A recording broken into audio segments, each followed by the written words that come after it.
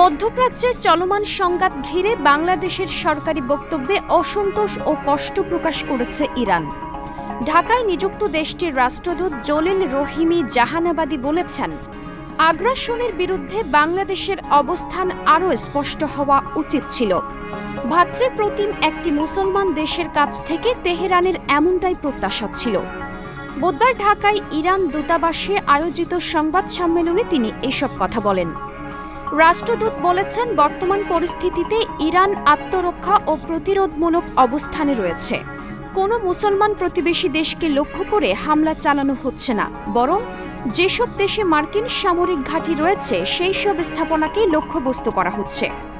এতে সাধারণ মানুষের প্রাণহানিতে দুঃখ প্রকাশ করলেও তিনি দাবি করছেন এর দায় সেই দেশগুলোর, যারা নিজেদের ভূখণ্ডে এইসব ঘাঁটি স্থাপনের অনুমতি দিয়েছে।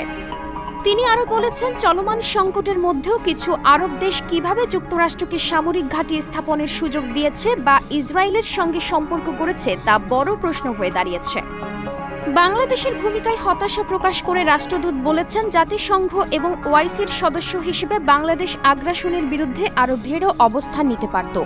রাশিয়া, চীন ও স্পেনের মতো দেশগুলো যেখানে প্রকাশ্যে নিন্দা জানিয়েছে, সেখানে বাংলাদেশের অবস্থান প্রত্যাশা অনুযায়ী হয়নি বলে মন্তব্য করেছেন তিনি। তবে বাংলাদেশের কিছু কূটনৈতিক সীমাবদ্ধতা রয়েছে, সেটিও ইরান বোঝে বলে জানিয়েছেন। দ্বিপাক্ষিক সম্পর্কের বিষয়ে ইতিবাচক বার্তা দিয়ে তিনি বলেন, বাংলাদেশ ইরানের বন্ধু ও ভ্রাতৃপ্রতিম দেশ এবং ভবিষ্যতে এই সম্পর্ক আরও জোরদার হবে বলে আশা প্রকাশ করেছেন। ইরানে অবস্থানরত বাংলাদেশিদের বিষয়ে তিনি জানিয়েছেন, সুনির্দিষ্ট তথ্য না থাকলেও বাংলাদেশ দূতাবাস তালিকা দিলে তাদের নিরাপদে দেশে ফেরাতে সহযোগিতা করবে ইরান। বাংলাদেশ সরকারের বিবৃতি নিয়ে আনুষ্ঠানিক কোনো চিঠি দেয়া হবে না বলেও জানিয়েছেন রাষ্ট্রদূত। তবে সুযোগ পেলে বাংলাদেশের প্রধানমন্ত্রীর সঙ্গে সাক্ষাতে বিষয়টি তুলে ধরা হবে বলে উল্লেখ করেছেন তিনি। সংবাদ সম্মেলনে তিনি আরও বলেছেন, বাংলাদেশ সহ পাকিস্তান, তুরস্ক কিংবা মিশর যদি মধ্যপ্রাচ্যে শান্তি প্রতিষ্ঠায় মধ্যস্থতার উদ্যোগ নেয়, ইরান তা স্বাগত জানাবে।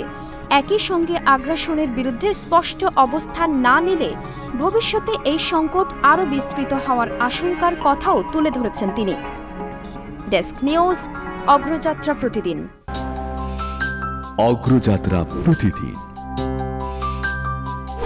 নির্ভীক প্রত্যয়ে উজ্জীবিত।